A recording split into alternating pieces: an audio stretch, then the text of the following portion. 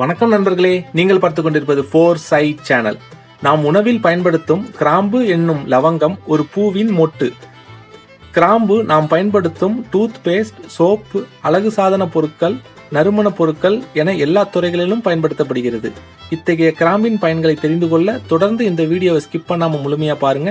இதுவரைக்கும் நமது 4 சைட் சேனலை சப்ஸ்கிரைப் செய்யவில்லை என்றால் உடனடியாக சப்ஸ்கிரைப் செய்து கொள்ளுங்கள். அருகே இருக்கும் பெல் ஐகானையும் கிளிக் செய்தால் நமது பயனுள்ள வீடியோக்கள் தொடர்ந்து உங்களை வந்து சேரும். கிராம்பு வாந்தி மற்றும் வயிற்று கோளாறுகளை குணப்படுத்துகிறது. பல்வலிகளை போக்குவதுடன் வயிற்று பொறுமலுக்கு மிக சிறந்த நிவாரணியாக இருக்கிறது. உடலை பருமனடைய செய்யவும், உடல் சூட்டை சமன்படுத்தவும், இரத்த ஓட்டத்தை முறைப்படுத்தவும் கிராம்பு பலனளிக்கிறது. எனவே ஒல்லியாக இருப்போர் கிராம்பை உட்கொண்டால் உடல் பருமன் அடையலாம். ஜீரண உறுப்புகளில் சுரக்கும் நொதிகளை கிராம்பு ஊக்குவிக்கிறது. இதனால் ஜீரண கோளாறுகள் நீங்குகின்றன.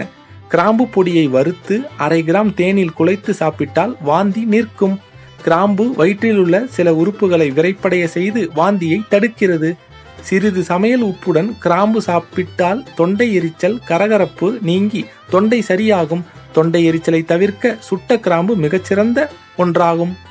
கிராம்பு எண்ணெய் 3 துளியுடன் தேன் மற்றும் வெள்ளை பூண்டு சாறு சேர்த்து படுக்கைக்கு போகும் முன்பு சாப்பிட்டு வந்தால் ஆஸ்துமாவால் ஏற்படும் சுவாசக்குழல் அலர்ச்சி சரியாகும்.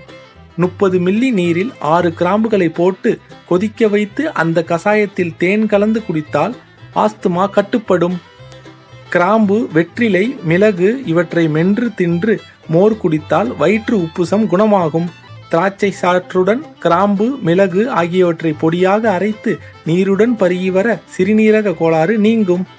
துளசி சாற்றுடன் தேன், கிராம்புத்தூள் சேர்த்து சாப்பிட்டு வர நரம்பு தளர்ச்சி நீங்கும். எலுமிச்சை சாற்றுடன் கிராம்பு, ஓமம் பொடியாக்கி குடித்தால் வயிற்றுப்போக்கு நிற்கும்.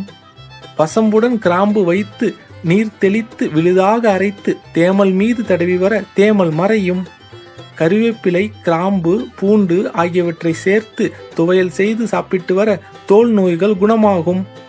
சுக்கு, கிராம்பு இவற்றை எடுத்து கசாயம் போட்டு 3 வேளை பருகி வந்தால் கை கால் மூட்டு வலி குணமாகும்.